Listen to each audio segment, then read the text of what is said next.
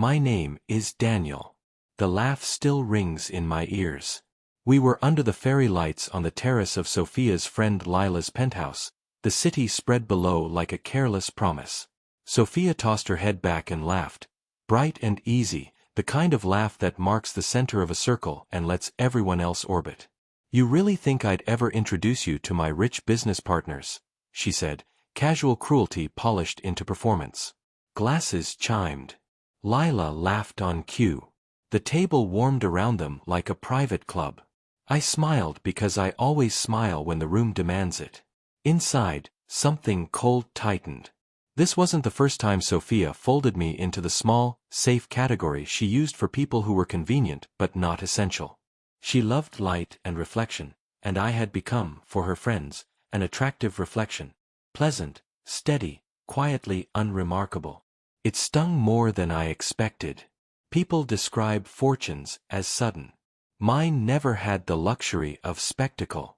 It was patient geometry, small software jobs, late nights in a rented office, a few brave hires, a couple of contracts that turned into footholds. I learned to build like my father had taught me to build shelves. Measure twice, cut once, hide the screws. There were early risks that paid off, quiet acquisitions under names no one would savor at cocktail hour, trusts placed behind layers of deliberate anonymity. I kept it secret from Sophia not out of shame but out of fear. Fear that money would become the air in which our marriage floated, that her friends would recalculate and slot me elsewhere. The terrace laugh was a fault line. Sophia didn't know, or chose not to know, the ledger beneath my life. She saw a husband who knew where the silverware went and who wore calm like a well-tailored jacket. She did not notice the structures I had raised quietly so that storms might break elsewhere. Or perhaps she did not care. Love is complicated. Mine was threaded through with the desire to be seen and the fear of being measured. I could have answered there and then, pulled back the curtain and watched the room rearrange itself. I did not. My anger is not a festival, it is a set of tools. Shouting in public is a child's revenge. I wanted something articulate, a mirror, not a sledgehammer. I wanted Sophia and the people who found her laughter charming to understand the error of their assumptions without letting me lose myself in the swamp of cruelty. So I designed the revenge like I design companies. Patiently, legally, surgically. First, observation. I mapped the network that mattered to Sophia. Lila's boutique consultancy that thrived on cachet, a charity whose gala provided social oxygen for her circle, exclusive clubs where introductions were currency. Where there is public sparkle there is almost always private maintenance, loans disguised as sponsorships, reputation management contracts, vendors kept afloat by quiet checks. I watched. I read the feeds, listened to the little boasts that glittered on the surface. Second, leverage. I reached out to old associates and put together offers that looked generous. A bridging loan to a vendor Lila relied on, a sponsorship to the charitable gala Sophia loved to mention, a consultancy retainer disguised as a friendly favor. Each offering was framed as help. Small, plausible, benevolent. That's the best kind of leverage. When the hand that steadies the table is also the hand that can, with a subtle twist, shift the table's balance. There is a strange intimacy to building such a plan. You watch people move through their days and you choose where to fold. My rules were simple. Keep it legal, keep it quiet, and keep myself humane. Revenge that poisons is worse than the original hurt. I wanted her to feel the slow, bright clarity of being seen, not smashed. The project began to change the network. A vendor's contract was restructured so Lila's consultancy looked steadier in her client's eyes. The gala's budget was quietly stabilized, which meant Sophia's circle had one less small crisis to gossip about, and suddenly their repertoire of social superiority lost a peg or two. People who had leaned on assumptions found those assumptions require maintenance. I kept my name away from the table while my choices rearranged the seating chart. Watching the ripples was its own satisfaction. Not the glee of spectacle, but the rare pleasure of craftsmanship. A hinge adjusted here, a weight moved there, and the room acquires a new tilt. Sophia continued to sparkle in public, unaware of the scaffolding that had changed. That would come later. The subtle, unavoidable reckoning when what you take for granted is suddenly no longer reliable. I loved Sophia, fiercely, with many small memories folded into the seam of my days. I could have used my wealth as a blunt instrument to humiliate. That's a cheap, petty path that leaves ruins you must live in. Instead I chose to teach, to show her the underside of the world she cavalierly judged, to let her see how quickly the story of who is rich can rewrite itself if you only look beyond the surface. The laugh on the terrace had been the spark. My work, for now, was the slow, careful burn that would illuminate the truth without consuming me. The oddest thing about revenge designed like construction is how human it makes you feel. You think in timetables and contracts, but you also remember the way she once made scrambled eggs when I was sick, the quiet way she tucked my tie when I needed it.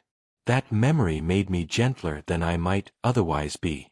My goal was not to watch her fall, it was to make her understand, finally, the consequence of small cruelties disguised as jokes.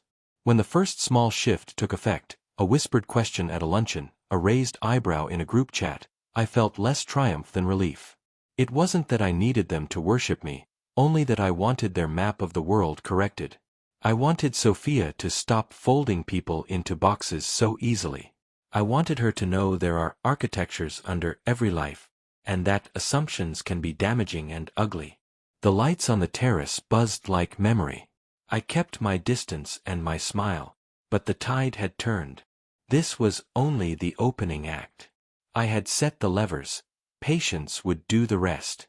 And somewhere, in the quiet geometry of the plan, I felt my father's hands guiding mine. Measure, adjust, finish. When the time came to pull the seams tighter, I would be ready. For now, I watched Sophia laugh and kept my name out of the conversation. The story was no longer just about a single cruel line on a summer night. It had become a test of value, what is worth speaking aloud, what must be earned, and what it means when someone assumes they hold the measure of you. The terrace emptied eventually, the party dissolved into the ordinary.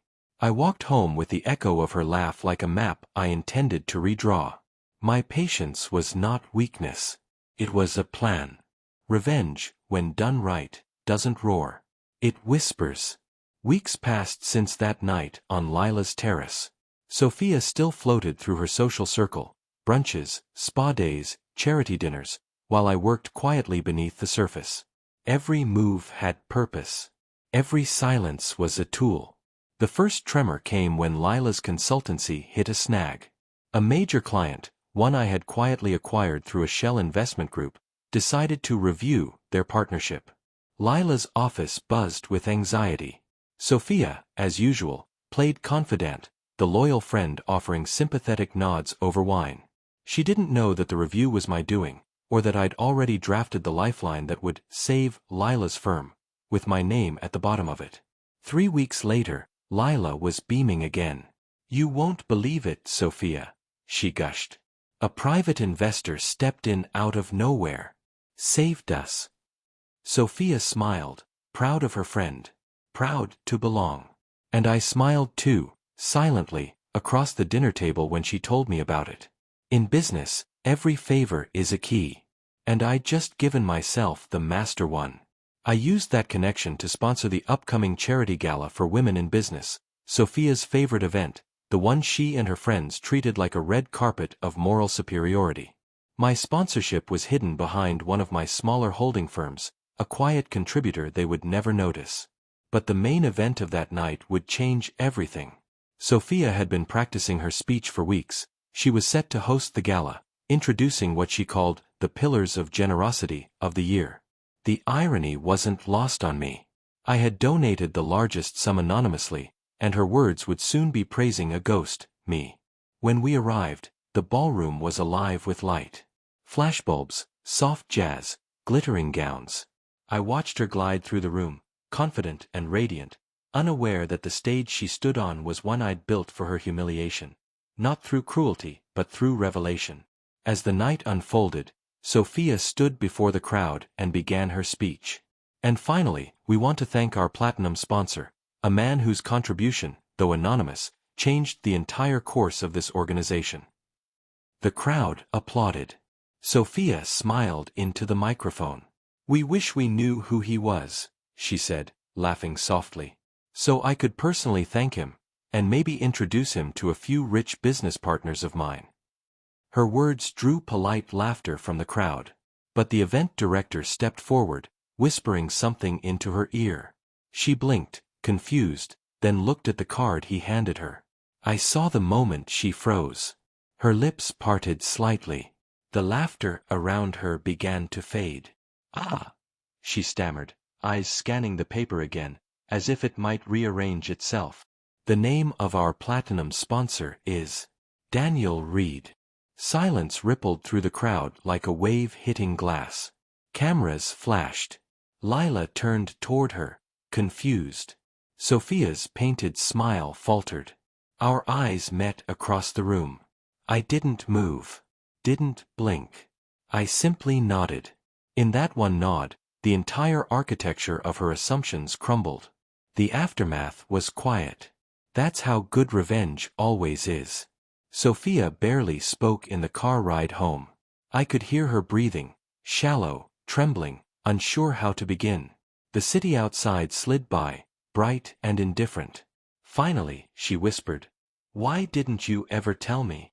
I looked out the window. "Would you have listened?" She turned toward me, but I could feel her shrinking inside. I didn't know," she said softly.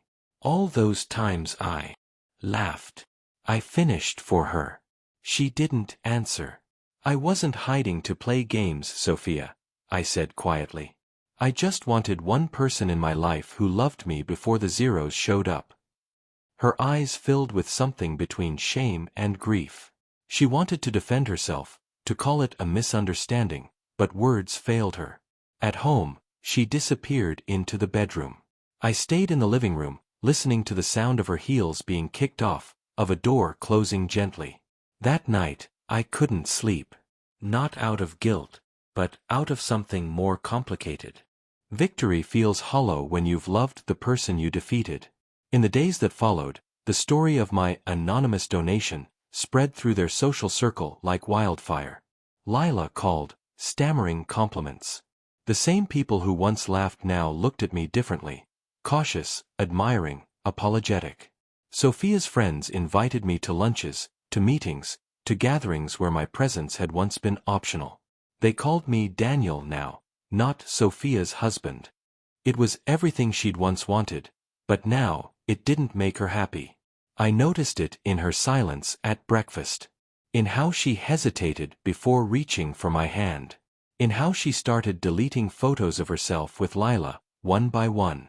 She was unlearning arrogance. Painfully, beautifully. 2 weeks later, she walked into my office while I was reviewing a contract. She looked smaller than usual, softer. "Daniel," she said quietly, "I was awful to you that night." I looked up. "It's forgotten." "No," she insisted, shaking her head. "It's not. You could have humiliated me in front of everyone, but you didn't. You just showed me who you really were." Her eyes glistened.